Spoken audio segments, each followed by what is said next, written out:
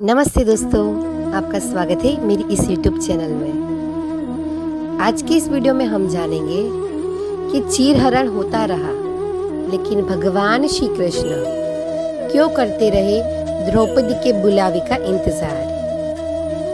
महाभारत में द्रौपदी चीरहरण की घटना ऐसी है जिसका आज भी उल्लेख होता है तो मानवता शर्मसार हो उठती है।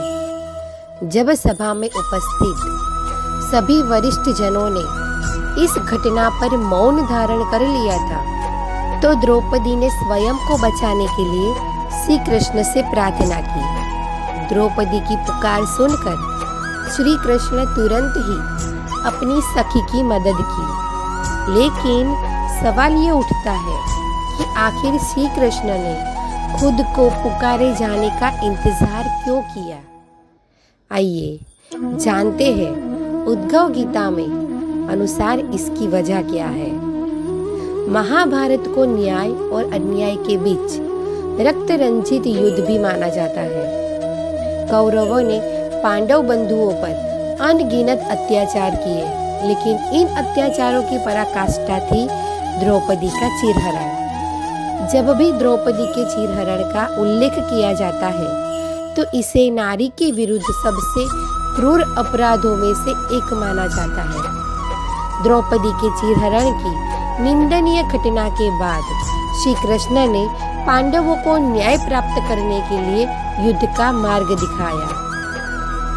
श्री कृष्ण ने युधिष्ठिर, अर्जुन, भीम, नकुल और सहदेव को युद्ध की अनिवार्यता समझाते हुए कहा था कि अब युद्ध का प्रश्न केवल संपित राज्य या फिर अधिकारों तक सीमित नहीं रह गया, बल्कि अब प्रश्न नारी अस्मिता और मनुष्य के प्रति हिंसक व्यवहार का भी है।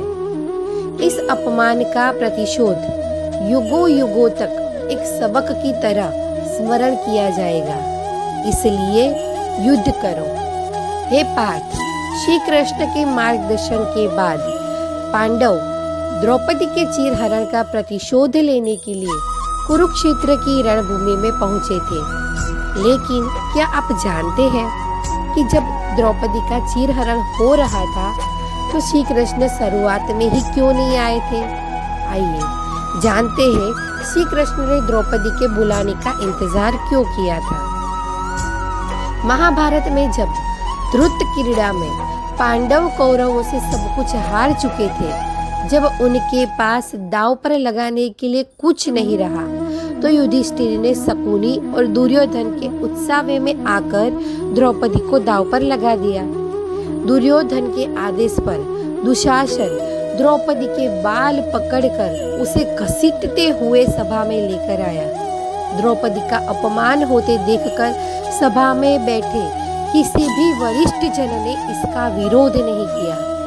उन्हें देखकर ऐसा लगता था कि मानो सभी का विवेक मरने के साथ संवेदनाएं भी मर चुकी हो। द्रौपदी ने दुशासन से खुद को छुड़ाने का बहुत प्रयास किया, लेकिन विफल रही। इस दौरान द्रौपदी बारी बारी से सभी वरिष्ठ जनों से बचाए जाने की गुहार लगाती रही, लेकिन किसी ने उनकी सहायता नहीं की।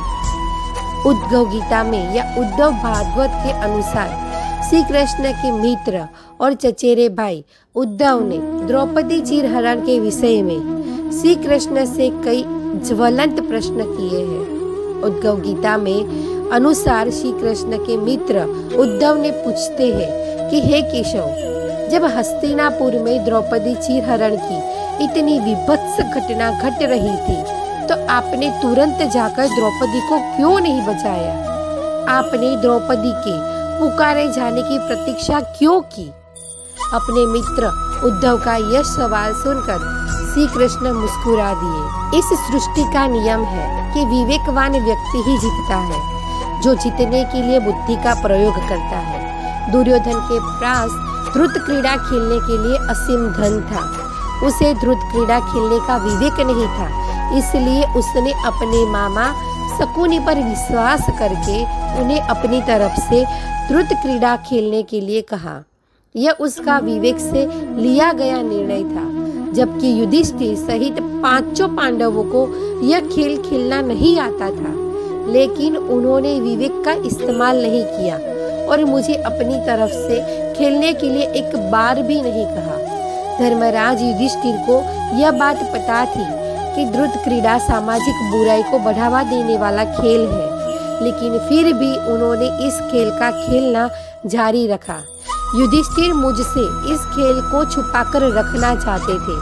उन्हें लगता था कि इस कमरे में उपस्थित न होने पर मुझे कभी पता नहीं लगेगा कि राज्य को वापस प्राप्त करने के लिए उन्होंने बुराई के मार्ग को चुना है। इसलिए उन्होंने मुझे सभा में न बुलाए जाने तक वहां आने के लिए मना किया।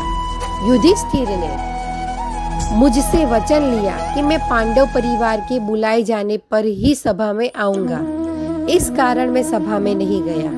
युधिष्ठिर ने अपने दुर्भाग्य को स्वयं ही बुलावा दिया था। द्रौपदी चीरहरण के दौरान जब दुशासन द्रौपदी को केस से घसीटकर सभा में ला रहा था, तो द्रौपदी ने दुशासन से जूझती रही। द्रौपदी ने खुद को छुड़ाने का बहुत प्रयास किया, लेकिन असफल रही। इसके बाद जब दुशासन द्रौपदी की साड़ी खींचने लगा, तो द्रौपदी की बुद्धि विवेक जागृत हुए और द्रौपदी ने हरि हरि अभयम कृष्णा अभयम का नाम जापकर श्री कृष्ण को सभा में उपस्थित होने के लिए पुकारा। खुद को पुकारे जाने पर श्री कृष्ण ने विलंब नहीं किया और अपनी सखी को बचाने सभा में उपस्थित हो गए। इसी तरह श्री कृष्ण ने युधिष्ठिर को दिया वचन भी निभा लिया और अदृश्य रूप में आकर अपनी सखी द्रौपदी की रक्षा भी की। जय श्री कृष्ण। तो कैसा लगा आपको हमारा ये वीडियो? अगर अच्छा लगा तो वीडियो को लाइक करिए और चैनल को सब्सक्राइब जरूर करिए।